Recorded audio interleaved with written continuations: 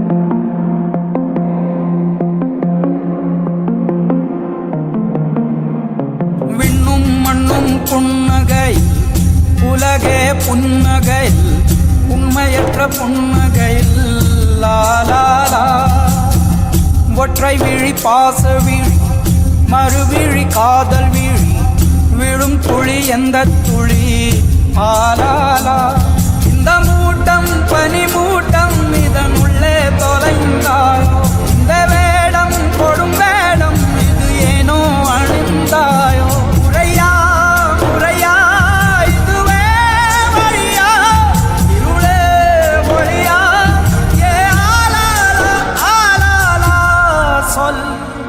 இது நிலையா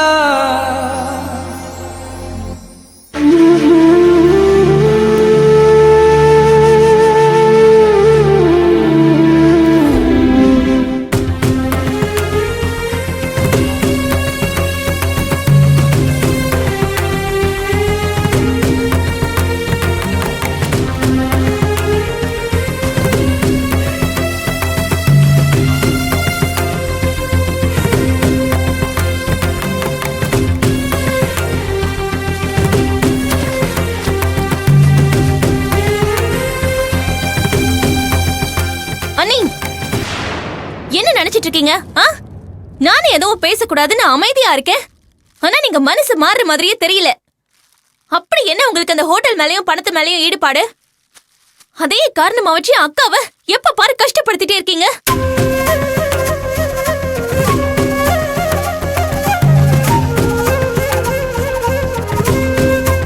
உங்க ஆசைய நான் தப்பு சொல்லல. ஒரு பொண்டாட்டியா புருஷனுக்காக சொந்தமா ஹோட்டல் வச்சு கொடுக்கணும்னு நினைக்கிறது நியாயமானதுதான். ஆனா அதுக்காக நீங்க வெளிப்படுத்துற கோவம் நியாயமானதில்ல. யார் மேல என்ன பழி போடுறோன்னு யோசிக்க மாட்டீங்க? யார பத்தி என்ன சொன்னீங்க? ஏன் அக்கா நீங்க நல்லா இருக்க கூடாதுன்னு நினைப்பாங்களா? நீங்க கேட்ட மாதிரி எல்லாத்தையும் செய்யறேன்னு தானே சொன்னாங்க. அப்புறம் எதுக்கு அவங்க மேல இவ்வளவு கோபத்தையும் வெறுப்பையும் காட்டுறீங்க? அந்த கோபத்துல கொஞ்சம் கூட அர்த்தமே இல்ல.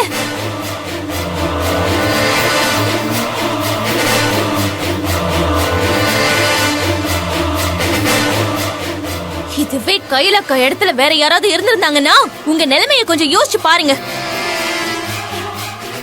அக்கா திரும்ப எதுவும் பேசலைங்கிறதுக்காக நீங்க ரொம்ப அத்துமீறி உங்க கோவத்தை காட்டிட்டு இருக்கீங்க. நீங்க இப்பதானே என் அண்ணனோட எதிர்காலத்தை பத்தியும் என் அண்ணனோட மரியாதைய பத்தியும் யோசிக்கிறீங்க. இன்னைக்கு இல்ல நீ என் அண்ணன் குடிச்சிட்டு பொறுப்பு இல்லாம சுத்தினாரே, அவரை திருத்தி எல்லாரும் அவரை மதிக்கிற நிலைமைக்கு கொண்டு வரதுக்கு போராடினதோ என் அக்கா தான். அதை என்னைக்கும் மறந்துடாதீங்க.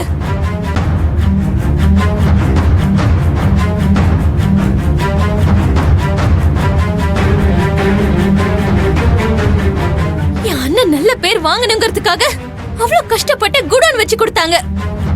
இப்போ கொஞ்ச நாளைக்கு முன்னாடி கூட அவங்க வேலை பார்க்குற ஹாஸ்பிட்டல்ல கேட்டரிங் ஆர்டர் எடுத்து கொடுத்தாங்கல்ல, அது எதுக்காக? அண்ணன் சம்பாதிச்சு அக்காவை நல்லபடியா பார்த்து பாருண்ணா, இல்ல நீங்க நல்லா வந்துட கூடாதுன்னு இதெல்லாம் பண்ணாங்களா? அதெல்லாம் இப்ப உங்களுக்கு ஞாபகம் இல்ல? அது சரி, நன்றியை மறைக்கிறது தான் இப்ப எல்லா மனுஷங்களுக்கும் ஒரு வியாதியா மாறிடுச்சு. அந்த வியாதி உங்களுக்கும் வந்துருச்சு.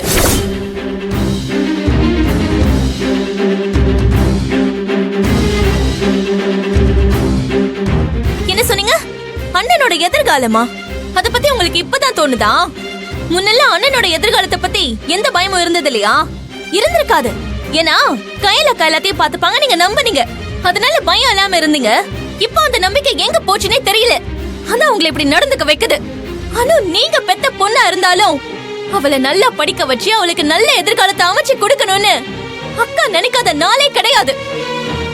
வீட்ல எவ்வளவு கஷ்டம் வந்தப்பெல்லாம் சரி, அனுவோட படிப்புக்கு எந்த தடையும் வந்துடக்கூடாதுன்னு அக்கா எப்படியாவது கஷ்டப்பட்டாவது ஃபீஸ் கட்டினாங்கல்ல. உங்களை விட அனுவோட எதிர்காலத்தை பத்தி நிறைய யோசிச்சதே என் அக்கா தான்.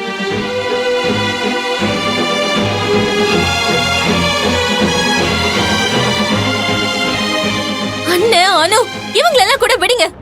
உங்களை பத்தி கையிலக்கா பேசாத யோசிக்காத நாளே இல்ல. இத்தனை வருஷமா அக்கா உங்களை கூட பிறந்த சகோதரி மாதிரி தானே பாத்துக்கிட்டாங்க. எங்களுக்கெல்லாம் என்ன பண்ணாங்களோ அதை எல்லாத்தையும் உங்களுக்கும் பண்ணாங்க.